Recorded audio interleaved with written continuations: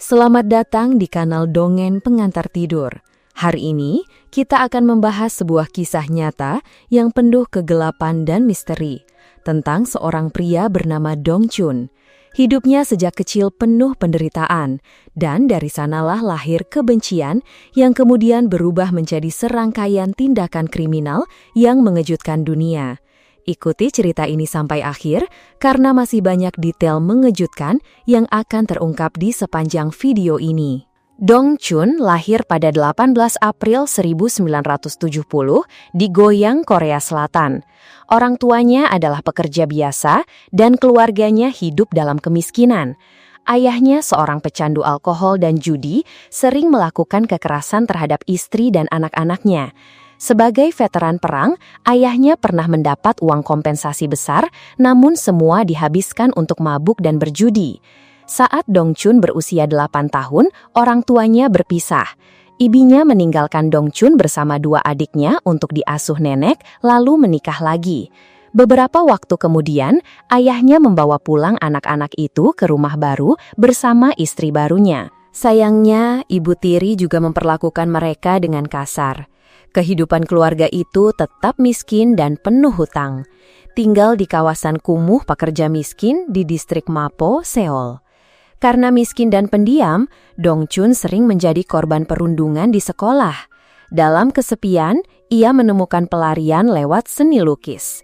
Ia bercita-cita menjadi seorang pelukis profesional dan ingin masuk sekolah seni Anyang. Namun karena biaya pendidikan yang tidak terjangkau, mimpinya harus kandas. Tahun 1985, ayahnya meninggal mendadak akibat kecelakaan lalu lintas. Keadaan ekonomi keluarga makin terpuruk. Hidup dalam kemiskinan, terus ditindas, serta gagal mengejar impian membuat Dong Chun percaya bahwa uang adalah segalanya. Kesedihan dan penderitaan berubah menjadi amarah dan kebencian mendalam terhadap orang-orang kaya yang ia anggap sebagai penyebab ketidakadilan dan sumber kemalangan hidupnya. Karena tak bisa melanjutkan jalur seni, Dong Chun masuk sekolah kejuruan. Di masa inilah jalan kriminalnya dimulai. Tahun 1988, di usia 18 tahun, ia mencuri sebuah gitar dan tape recorder Sony dari tetangga kaya. Ia tertangkap dan dikirim ke pusat penahanan remaja, lalu dikeluarkan dari sekolah. Sejak itu, tindak kriminalnya makin parah. Ia mulai mencuri barang-barang mahal seperti uang, kamera, hingga mobil. Tahun 1991, ia bertemu seorang pekerja pijat bernama Huang Mo, lalu menikah dan memiliki seorang putra. Namun, pada 23 Juni 1994, ia mencuri kamera dan $500 dari pemilik rumah tempat ia tinggal. Ia ditangkap dan dijatuhi hukuman 10 bulan penjara. Setelah bebas, antara 1995 hingga 2000, Dong Chun berkali-kali keluar masuk penjara karena pencurian mobil, menyebarkan konten ilegal, hingga menyamar sebagai polisi. Istrinya tetap bertahan mendampinginya, sampai akhirnya tahun 2000 ia tak kuat lagi. Saat itu, Dong Chun ditangkap karena menyerang seorang gadis 15 tahun dan dijatuhi hukuman 3 tahun penjara. Istrinya pun menggugat cerai.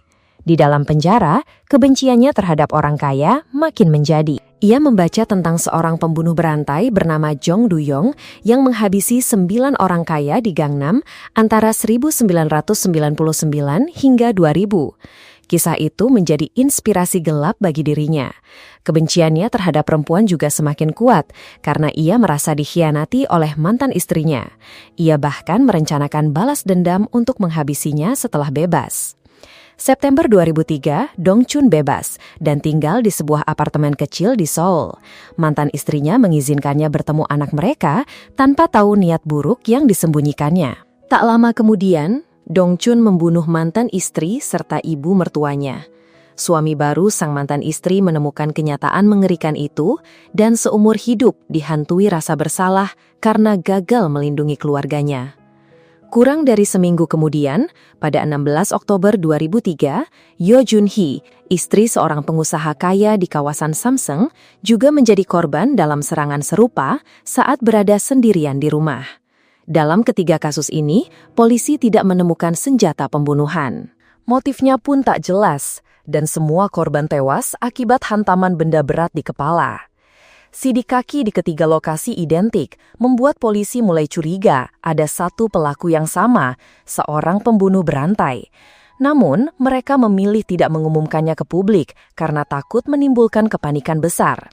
1 bulan kemudian, tepatnya pada 18 November, seorang tamu asing datang dan disambut oleh pengurus rumah bernama Bae Rayon. Namun, saat pintu dibuka, Dong Chun langsung menodongkan pisau, mengancam, dan memaksa Bae Rayon membawanya ke kamar utama. Di sana, ia menemukan pemilik rumah, Kim Jong-suk, sedang tertidur. Tanpa ragu, Dong Chun menggunakan palu untuk mengakhiri nyawanya. Bae Rayon panik, ia buru-buru meletakkan bayi yang sedang digendong di sofa, menutupi dengan selimut sebelum dirinya sendiri juga menjadi korban berikutnya. Dong Chun mencoba membongkar brankas, tetapi gagal dan malah melukai tangannya hingga berdarah. Untuk menghapus jejak, ia membakar rumah itu dan melarikan diri. Beruntung, tim pemadam kebakaran datang tepat waktu, menyelamatkan sang bayi yang akhirnya selamat. Namun kali ini, sebuah kamera pengawas berhasil merekam sosoknya saat ia meninggalkan lokasi. Keluarga korban mengenali bahwa itu adalah Dong Chun karena ia mengenakan jaket milik ayah si Kogai. Meski begitu, rekaman hanya menampilkan bagian belakang tubuhnya, sehingga wajahnya tidak bisa diidentifikasi. Polisi kemudian merilis rekaman tersebut dengan harapan ada yang bisa memberikan informasi tambahan. Sayangnya, tak seorang pun muncul. Sejak saat itu, Dong Chun seakan berhenti menargetkan rumah-rumah mewah. Tapi bukan berarti ia berhenti membunuh. Ia menyadari bahwa membunuh orang kaya selalu menarik perhatian besar dari kepolisian. Maka ia beralih ke mereka yang dianggap tak penting oleh masyarakat, para pekerja hiburan malam. Dengan kartu identitas polisi palsu, Dong Chun berpura-pura menjadi petugas yang sedang melakukan penyelidikan. Ia sering mendatangi kawasan lampu merah, menakut-nakuti para pekerja hiburan dan mucikari untuk memeras mereka. Tak berhenti di situ, ia bahkan menjadi pelanggan tetap. Ia selalu meminta gadis yang masih muda, berpenampilan menarik, berambut panjang dan tubuh kecil, tidak terlalu tinggi, tidak terlalu besar. Tak seorang pun menduga alasan mengerikan di balik permintaan yang terlihat sepele itu. Pada 16 Maret 2004, Dong Chun memesan seorang gadis dari layanan hiburan dan menemuinya di sebuah pusat perbelanjaan. Ia lalu membawanya ke apartemen. Setelah berhubungan, ia menyeret gadis itu ke kamar mandi, mengunci pintu, dan menghantamnya dengan palu hingga tewas. Karena apartemennya berada di lantai 3, ia tidak bisa membuang tubuh korban dengan mudah. Dong Chun kemudian menggunakan gergaji untuk memotong tubuh korban menjadi beberapa bagian, memasukkannya ke kantong plastik hitam, lalu mencampurnya dengan kimchi busuk agar bau darah tertutupi. Ia membawa kantong-kantong itu ke sebuah hutan kecil yang sunyi di belakang kuil Bong-eun dan menguburnya. Untuk menandai lokasi, ia menancapkan tutup botol di atas tanah agar mudah dikenali bila harus mengubur korban lain di sana. Awal April 2004, Dong Chun membeli obat kuat di sebuah apotek di Besang Plaza. Namun, obat itu ternyata palsu, membuatnya marah besar.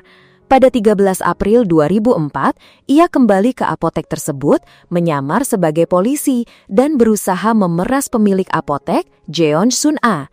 Ia bahkan menunjukkan kartu identitas palsunya.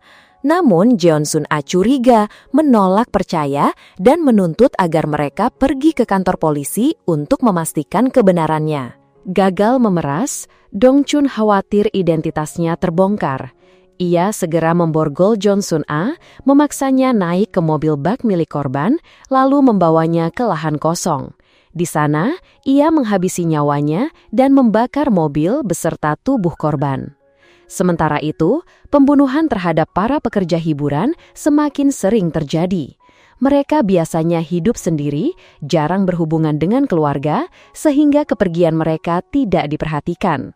Polisi pun sering menutup mata, dan para mucikari tidak berani melapor karena takut bermasalah dengan hukum. Keheningan dan ketidakpedulian itu membuat para pekerja hiburan menjadi mangsa empuk bagi orang seperti Dong Chun. Hanya dalam waktu singkat, dari Maret hingga Juli 2004, Dong Chun berhasil melakukan 18 pembunuhan dengan pola yang sama. Para mucikari mulai panik karena banyak gadis mereka menghilang tanpa jejak. Untuk menghindari kecurigaan, Dong Chun selalu menggunakan nama samaran dan nomor telepon berbeda setiap kali memesan korban berikutnya. Pada tanggal 15 Juli 2004, Dong Chun kembali menghubungi sebuah agensi wanita panggilan untuk memesan layanan. Namun, manajer di sana mengenali nomor telepon yang masuk adalah milik salah satu gadisnya yang telah hilang sebelumnya. Ia curiga bahwa orang ini ada hubungannya dengan hilangnya gadis-gadis itu dan memutuskan untuk melapor ke polisi. Polisi pun meminta kerjasamanya dan menggunakan seorang wanita panggilan sebagai umpan. Polisi mengikuti wanita itu ke sebuah taman kecil di dekat sebuah universitas. Akan tetapi, beberapa saat kemudian, wanita itu kembali dan memberitahu polisi bahwa sang pelanggan tidak menginginkannya karena ia terlalu tinggi. Dong Chun hanya menginginkan wanita bertubuh kecil agar lebih mudah dikuasai dan dimutilasi. Sang manajer pun segera mengatur wanita lain untuk datang. Polisi dengan sabar menunggu, dan akhirnya Dong Chun pun muncul. Polisi segera menyergap dan memborgolnya. Namun, mereka sama sekali tidak tahu bahwa pria ini adalah pembunuh berantai yang selama ini mereka cari. Mereka hanya mengira ia adalah seorang penjahat sindikat perdagangan manusia yang menculik para gadis. Dong Chun dibawa ke kantor polisi untuk diinterogasi. Di hadapan polisi yang terperangah, Dong Chun mengaku bahwa dirinya lah pelaku dari 4 kasus pembunuhan berantai yang terjadi di kawasan orang kaya. Meskipun begitu, polisi tidak sepenuhnya percaya dan menganggapnya hanya mengigau. Dong Chun meminta selembar kertas dan mulai melakukan perhitungan. Ia menuliskan angka 26 dan mengatakan kepada polisi bahwa itu adalah jumlah total orang yang telah ia habisi nyawanya. Dong Chun kemudian meminta untuk bertemu dengan ibunya. Polisi menyetujuinya dan membawa ibunya datang. Saat bertemu, Dong Chun mengaku bahwa ia telah membunuh banyak sekali orang dan itulah alasan mengapa ia ditangkap. Mendengar hal ini, ibunya langsung pingsan dan harus dilarikan ke rumah sakit. Setelah itu, polisi membawanya ke daerah Gogidong dan memintanya untuk menunjukkan rumah tempat kejahatan terjadi. Namun pada saat ini, Dong Chun tampaknya berubah pikiran tentang pengakuannya. Ia dengan sengaja membawa polisi ke rumah yang salah dan memberikan detail yang keliru. Sekali lagi, polisi terlalu cepat menyimpulkan bahwa ia bukanlah seorang pembunuh, melainkan hanya orang dengan gangguan jiwa, dan kewaspadaan mereka pun menurun. Dong Chun dibawa kembali ke kantor polisi untuk diinterogasi lebih lanjut, tetapi ia tiba-tiba berpura-pura mengalami kejang epilepsi dan memohon agar borgolnya dilepaskan. Para detektif segera membuka borgolnya dan mendudukannya di kursi untuk beristirahat. Dan karena sebuah alasan yang luar biasa bodoh, semua petugas polisi meninggalkan ruangan, membiarkan Dong Chun sendirian di ruang interogasi. Dengan sangat mudah, Dong Chun menyelinap keluar, melarikan diri dari kantor polisi Seoul, dan mengubah para petugas di sana menjadi bahan tertawaan. Dong Chun bergegas pulang untuk memusnahkan semua barang bukti kejahatannya. Sementara itu, polisi Seoul menyadari kesalahan fatal mereka dan meningkatkan patroli di seluruh penjuru kota untuk menangkapnya kembali. Beruntung, sekitar 12 jam kemudian, polisi berhasil menangkapnya sekali lagi saat ia sedang menyeberang jalan di sebuah kawasan lampu merah. Kali ini, Dong Chun mengakui segalanya, bahwa ia telah membunuh total 26 orang. Ia menggambar denah 4 rumah di kawasan kaya yang telah ia serang. Ia mendeskripsikan dengan sangat rinci dan mengingat setiap detail letak barang-barang di dalam rumah, serta memberikan informasi tentang tempat kejadian perkara yang tidak pernah dipublikasikan oleh polisi. Ia kemudian memandu para detektif dan penyidik ke hutan di belakang kuil Bongeng, tempat ia mengubur jasad para korbannya. Di tengah keterkejutan dan kengerian semua orang yang hadir di lokasi, polisi berhasil menggali 18 jasad dari tempat itu. Saat menggali jasad para wanita malang tersebut, polisi menemukan bahwa mereka semua memiliki rambut panjang dan rambut mereka diikat dengan karet gelang.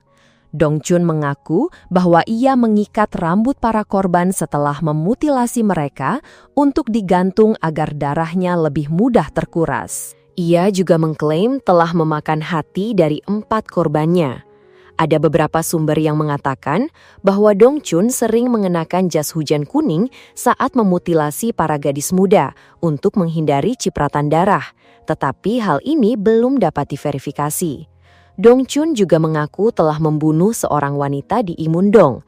Namun, tak lama kemudian, ia menarik kembali pengakuannya atas pembunuhan ini dan mengatakan bahwa polisi Seoul telah menyuapnya untuk mengaku dengan janji akan membiayai putranya hingga ke jenjang universitas. Kepolisian Seoul harus menanggung kritikan yang tak terhitung jumlahnya dari publik karena cara kerja mereka yang tidak profesional dan ceroboh.